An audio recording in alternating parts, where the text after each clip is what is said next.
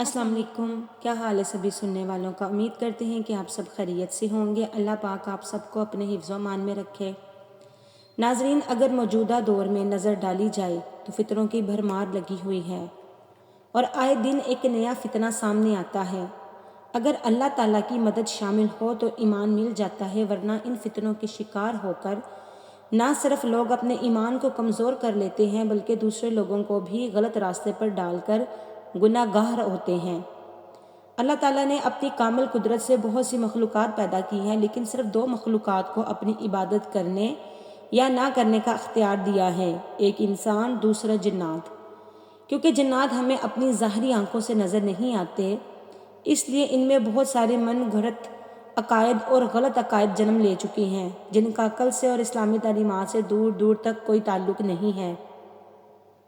پوری دنیا میں اور عام طور پر ہمارے معاشرے میں مانا جاتا ہے کہ جنات ہمارے دماغ اور سوچوں پر حاوی ہو سکتے ہیں، لیکن قرآن کریم میں انسان کو اشرف المخلوقات کہا گیا ہے، نہ کہ جنات کو۔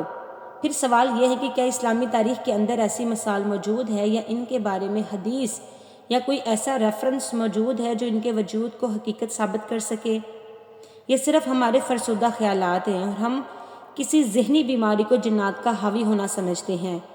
ان کا اصل میں کہیں کوئی وجود نہیں ہے، جیسا کہ آج کی سائنس بھی جنات اور روحانی دنیا پر یقین نہیں رکھتی، کیونکہ انہوں نے تجربات کے ذریعے ثابت کرنا ممکن نہیں ہے۔ کیا جنات اور ان کی دنیا ہمارے ساتھ اس دنیا میں وجود رکھتی ہے؟ اگر ہاں تو ان کی دنیا کیسی ہے اور جنات کی کتنی قسمیں ہیں؟ ان کا رہنا سہنا، کھانا پینا، نسل کو بڑھانا، زندگی موت کا مرحلہ کیسا ہوتا ہے اور دنیا میں انسانوں کے ساتھ ان کا کیا تعلق ہے؟ یہ سب باتیں ہم آج کی اس ویڈیو میں جاننے والے ہیں۔ ناظرین، جنات کا وجود پر یقین رکھنا ہمارے مذہب اور اس کی تعلیمات کا حصہ ہیں، کیونکہ قرآن پاک میں متعدد جگہ پر ان کا ذکر واضح طور پر موجود ہے، اور قرآن کریم کی سورہ جن تو پوری کی پوری اس بات پر شہادت دیتی ہے کہ جنوں کو انسانوں کی ہی کیوں قسم سمجھنے کی گنجائش نہیں ہے، یعنی جنات ایک الگ سی مخلوق ہیں۔ اس کے علاوہ حدیث میں بھی ان کا ذکر موجود ہے کہ انسان کو مٹی سے اور جنات کو آگ کے شعلے سے پیدا کیا گیا، اس لیے وہ دکھتے نہیں ہیں۔ یہ حضرت آدم علیہ السلام کی تخلیق سے بھی پہلے سے موجود تھے۔ حضرت آدم علیہ السلام کی تخلیق سے تقریباً 2000 سال پہلے جنات اس زمین پر آباد تھے جہاں پر آج ہم انسان آباد ہیں، لیکن یہ بہت ہی سرکش اور نافرمان ہوتے چلے گئے، ایک دوسرے کو قتل کرنے لگے، فتنہ اور فساد کے اندر مبتلا ہو گئے۔ تب اللہ تعالیٰ نے جنات سے حکومت لے کر کسی نئی مخلوق کو دینی چاہی، یعنی حضرت آدم علیہ السلام کو۔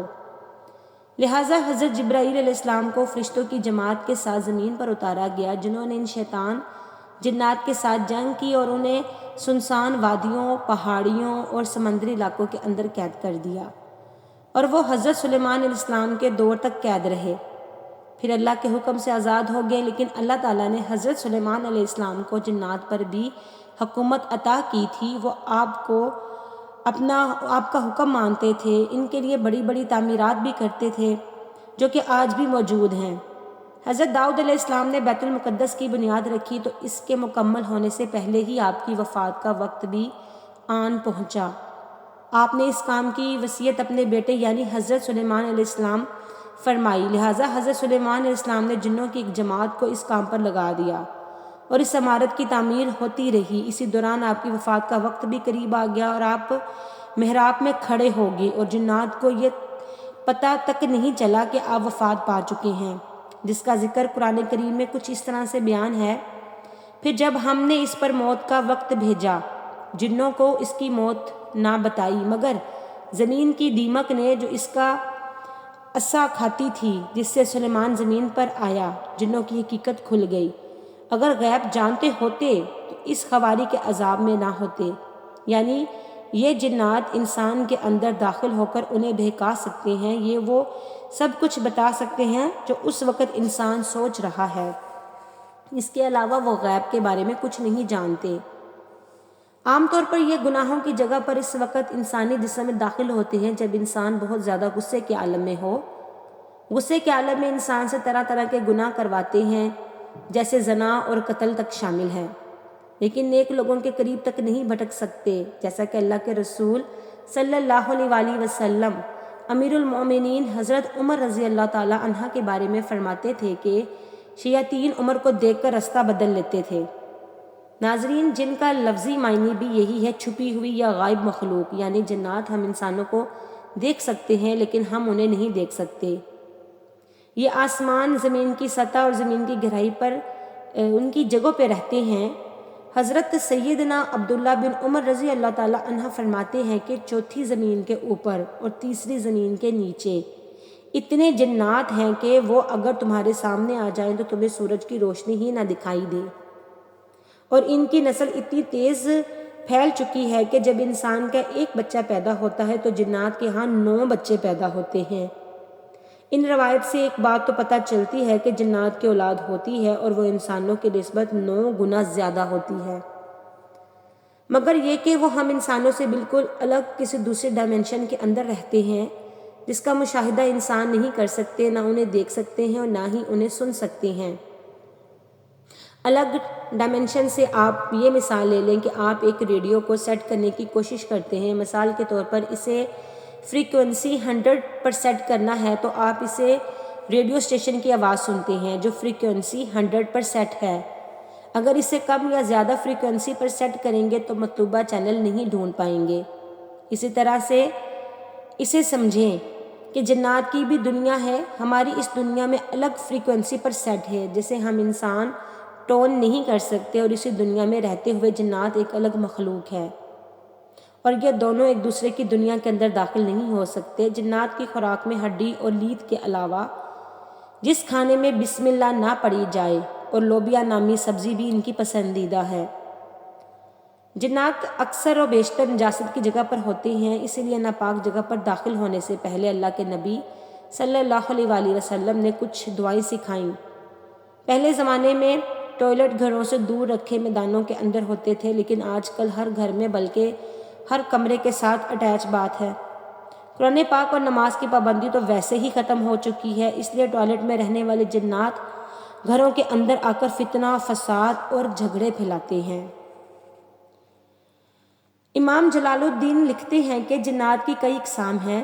پہلی قسم ہے غول، یہ سب سے خطرناک اور خبیث جن ہے جو کہ کسی بھی انسان سے مایوس یا مانوس نہیں ہوتے، کسی پر بھی ترس نہیں کھاتے اور نہ ہی کسی سے دوستی کرتے ہیں۔ یہ زیادہ تر جنگلات میں رہتے ہیں اور مختلف شکلیں بدل سکتے ہیں، اور یہ صرف رات کے وقت ہی باہر نکلتا ہے۔ دوسری قسم جن کو کہتے ہیں سلاطان، یہ بھی جنگلوں میں رہتے ہیں، کسی انسان کو دیکھتے ہیں تو اس کے سامنے ناچنا شروع کر دیتے ہیں۔ اسے چوہا اور بلی کا کھیل بہت پسند ہے، یعنی انسانوں کو ڈرانا۔ تیسری قسم کے جن کو کہتے ہیں غدار، یہ مصر کے اطراف یمن میں پائے جاتے ہیں۔ یہ اتنی بھیانک شکل و صورت رکھتے ہیں کہ انسان ان کو دیکھ کر فوراً بے ہوش ہو جاتے ہیں۔ چوتھی قسم کہلاتی ہے ولہان، یہ ویران جزیروں کے اندر رہتے ہیں اور اس کی شکل ایسی ہوتی ہے جیسے انسان نما شتر مرغ پر سوار ہوتا ہے۔ اس کے علاوہ پانچویں قسم کہلاتی ہے مشق، یہ انسان کے آدھے قد کے برابر ہوتی ہے۔ اس کے علاوہ کچھ جنات جو بہت طاقتور ہوتے ہیں جنہیں عفریت کہتے ہیں، ایسے ہی عفریت جن کا ذکر حضرت سلیمان کے واقعے میں بھی ملتا ہے، جس نے پلک جھپکتے ہی ملکہ بلقیس کا تخت حضرت سلیمان کے سامنے حاضر کر دیا۔ ناظرین، جنات کی عمریں بہت لمبی ہوتی ہیں، تقریباً کئی ہزار سال تک۔ جنات میں مسلمان بھی ہیں اور کافر بھی، مگر ان کے کافر مسلمان کی نسبت تعداد میں بہت زیادہ ہیں۔ ان کے مسلمان نیک بھی ہیں اور فاسق بھی، البتہ ان کے اندر جھوٹے مسلمانوں کی تعداد انسانوں کی نسبت بہت زیادہ ہے۔ شریر جنوں کو شیطان کہتے ہیں اور ان سب کا سردار ابلیس ہے، جو کہ سب سے پہلے جن جس کا نام مارس تھا، اس کے پوتے کا بیٹا تھا۔ ابلیس نے غرور میں آ کر حضرت آدم علیہ السلام کو سجدہ کرنے سے انکار کر دیا اور حکم خداوندی کی نافرمانی کی، جس کی وجہ سے اسے بارگاہ الہی سے ذلیل کر کے نکال دیا گیا اور ہمیشہ ہمیشہ کے لیے مردود ہو گیا۔ حیران کن بات ہے کہ جہاں پر انسان جنات سے ڈرتے ہیں، وہیں پر جنات بھی انسانوں سے ڈرتے ہیں۔ لہٰذا جب بھی انسانوں کے سامنے آتا ہے اور اگر کوئی انسان ان سے نہ ڈرے تو وہ پہلے تو وہ آپ کو ڈرائے گا، اگر آپ نہ ڈرے تو خود ہی ڈر کر بھاگ جائے گا۔ قرآن کریم میں 20 جگہ پر آیا ہے کہ ابلیس نے تخلیق آدم کے وقت یہ عزم کر لیا تھا کہ وہ پوری انسانیت کو گمراہ کرنے کی کوشش کرے گا۔ اس وقت سے جن اور شیاطین انسانوں کو گمراہ کرنے کے پیچھے پڑے ہوئے ہیں، لیکن وہ انسان پر زبردستی مسلط ہو کر کوئی بھی کام کروانے کی ہمت نہیں رکھتے۔ وہ صرف انسانوں کے اندر وسوسے ڈالتے اور انہیں بہکاتے ہیں۔ حدیث مبارکہ کے مطابق جب بھی کوئی انسان کا بچہ پیدا ہوتا ہے تو اس کے ساتھ ایک شیطان بھی پیدا ہوتا ہے، جسے فارسی زبان میں ہمزاد اور عربی میں وسواس کہتے ہیں، یعنی کہ وسوسے ڈالنے والا۔ اور ظاہر ہے کہ ابلیس کے ہر سیکنڈ کے اندر سینکڑوں بچے پیدا ہوتے ہیں، جیسے کہ مچھلی اور ناگن سانپ ایک وقت میں ہزاروں انڈے دیتی ہے۔ اس لیے قیامت کے روز اگر ایک انسان کو جہنم میں ڈالا جائے گا تو اس کے ساتھ 1000 شیاطین جہنم میں ڈالے جائیں گے، کیونکہ قیامت کے روز انسان اور جنات کے صرف اعمال ہی کام آئیں گے۔